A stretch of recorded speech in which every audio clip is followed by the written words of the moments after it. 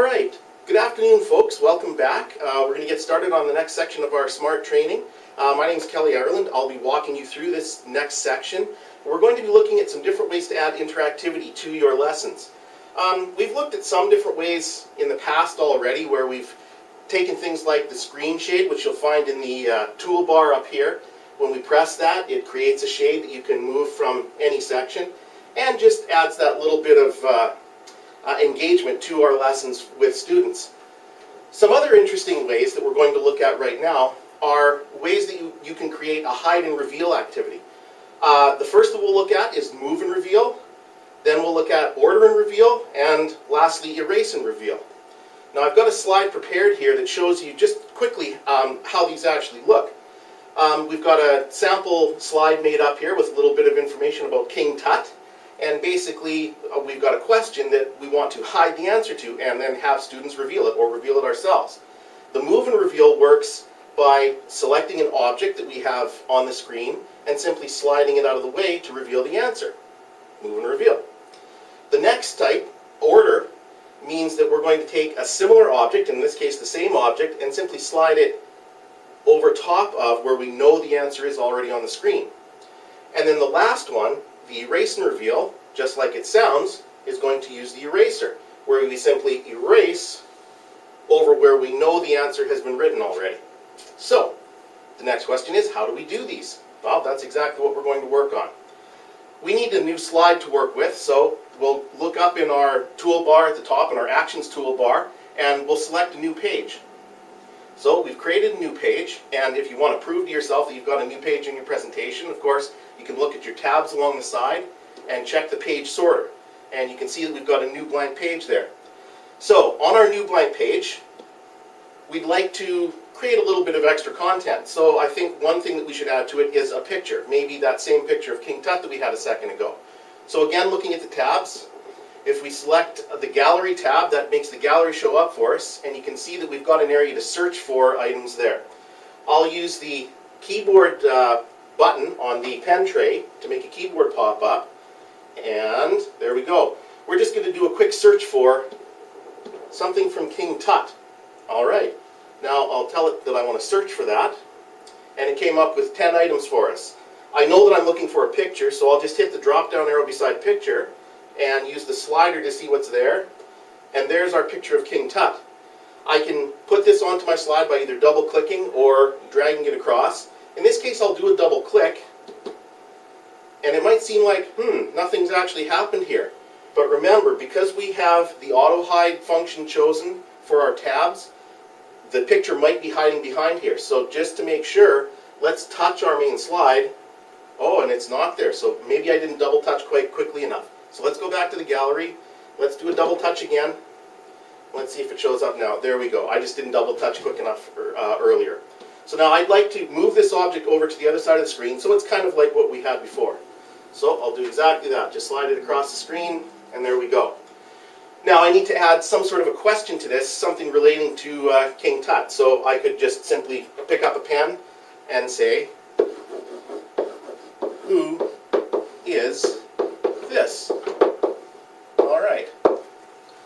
Now of course I can leave this writing exactly like this, but as you probably remember from earlier, I can select this as an object by simply touching it. The drop down arrow that appears has the shape, the writing recognition tab on there, and it did recognize even my chicken scratching. So let's turn it into text. Much nicer. I like this exactly like this. Now the idea is that we're trying to create a move and reveal activity, so we need to write the answer down here as well. We could write it or we could simply type it. I'm going to choose writing again because writing is kind of fun. So I'll just abbreviate my answer to King Tut. Alright. Again, we want to turn this into actual text instead of writing. It just looks a little bit nicer. So again, I'll select it. The writing was recognized as a single object by the SMART software, which is great. So now I should be able to simply select our drop-down tab and recognize the writing.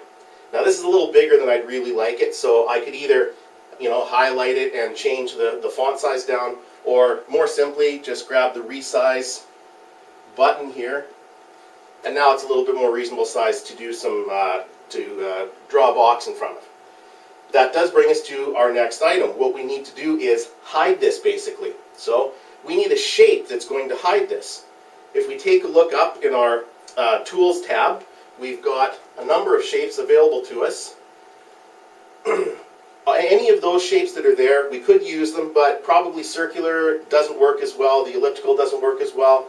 The two square type ones also not quite what we're looking for. So we'll hit this drop down, and there's a rectangular shape that we really need. So I'm going to choose that and simply draw a rectangular shape over top of my writing. Now, we're close, but not quite there. We need to do something else to this rectangular writing. We need to select this object, and remember, oops, what did I do wrong there? I forgot to reselect my cursor. So now I want to get rid of that extra little box I wrote, so now it's gone. I've still got my cursor selected. Now I can select this box. Maybe, there we go. There we go, took a couple tries. Now what I need to do is I need to change the properties of this so that it's filled in. I can do it a couple of ways. I could look at the Properties tab on the side in our tab menu, or again, I kind of prefer the drop-down menu that pops up there, and then Properties is one of the options at the bottom. And hopefully that'll pop up fairly quickly. There we go. All right. So now I'm going to go for a solid fill. Oops, just a little bit off there. Oh, it filled our background in. We don't want that necessarily this time. It obviously lost exactly what I had chosen. I'm going to go back to a white fill there. Let's go back to our shape. Make sure it's chosen. There, oh, there we've got it now. Really having some struggles with the software here, but we'll persevere. We'll try this again. Properties again, solid fill, and there we go. It chose the correct item this time. So now we've got an item here that it's now an object that is filled with a shape, with a color, and now I can drag this out of the way to reveal the answer. Move and reveal. Now we'd like to create another one showing the next type of reveal activity, which is called cover and reveal. So now we want to have another slide to work with.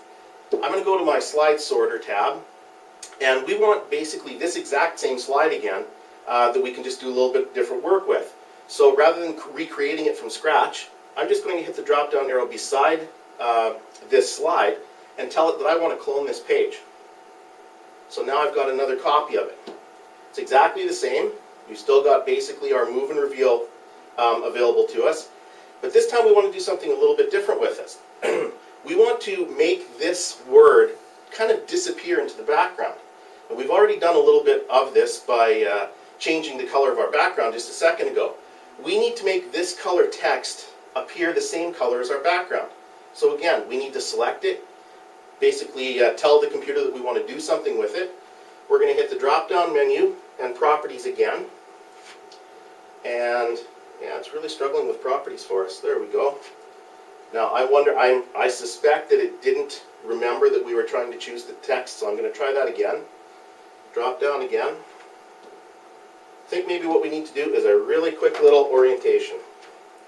The board's just acting a little bit funny. It's bouncing a little bit on our moorings here. So remember, to get the orientation to pop up, the person just needs to hit both buttons on the pen tray at the same time. And then remember, when you're orienting, it's more about where you release the pen from than where you touch, as long as you make the touch firm all the way along. Okay, hopefully this will work a little bit better for us now.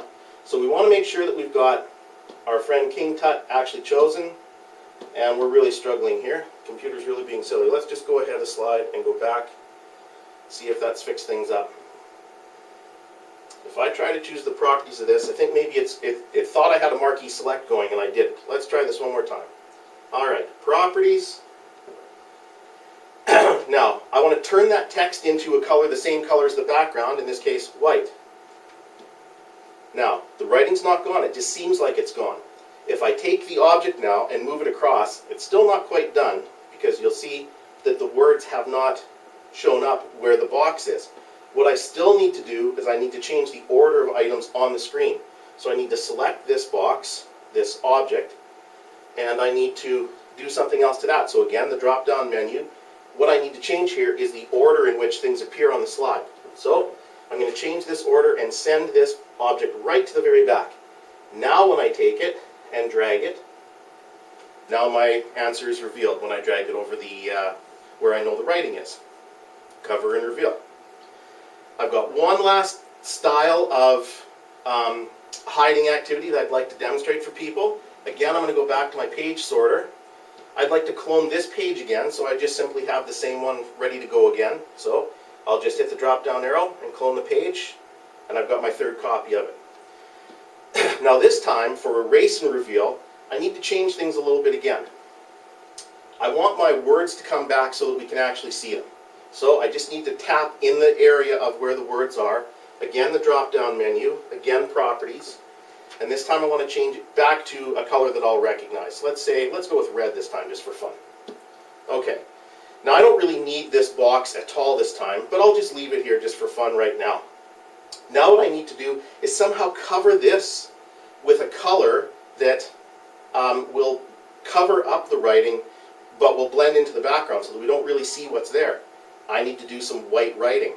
So I know I need to take a look up at my tools, and see what I've got available there. If I click on pens, you can see that I've got a number of pens available. If I click on the actual pen types in the contextual toolbar that pops up, I've got a number of different pens available. I've tried some of the different ones. I find for this activity the one that works best is the simple pen tool. But I need some special requirements from that pen. So I hit the Properties tab for that, and now I can change the next two things I need. I need to change the color to white to match my background. And the other thing I want to change is how thick it is. So I get these different line styles. I'm going to pick a fairly thick line style just to show you a little bit better how this actually works. So now my finger is working as a pen, and oh, that's much too thin. Let's try that again. Obviously didn't pick up what I wanted there. Here we go. I'll pick this really thick one this time. See if it did. There we go. It got it for us that time. Now again, back here. Now we're having much better luck. So really, it seems like I'm erasing these words, but it's the opposite. I'm not erasing them. I'm coloring over top of them. Now, to reveal them, I just simply make sure that I've got my select tool chosen again. So now when I pick up an eraser and erase, my words magically reappear. Again, I'm not actually erasing my answer, I'm erasing words, or in this case just writing that had been written over top of that. Now if you do happen to do an activity like that where you have actually simply written words, one thing you want to make 100% sure of is that you select those words that you've written, and I could have done that in this case as well, and you want to lock those in place, alright? If you lock them in place, then you can be positive that they won't be erased in the meantime or move around accidentally, because they are essentially hidden from you as well, so you want to make sure that they didn't get moved around accidentally.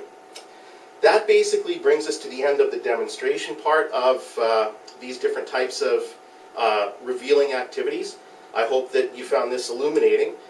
Definitely you can think about some different ways that you might want to use this type of an activity with your students, and I'm hoping that you find this useful and engaging activity for your students. Thanks for your time.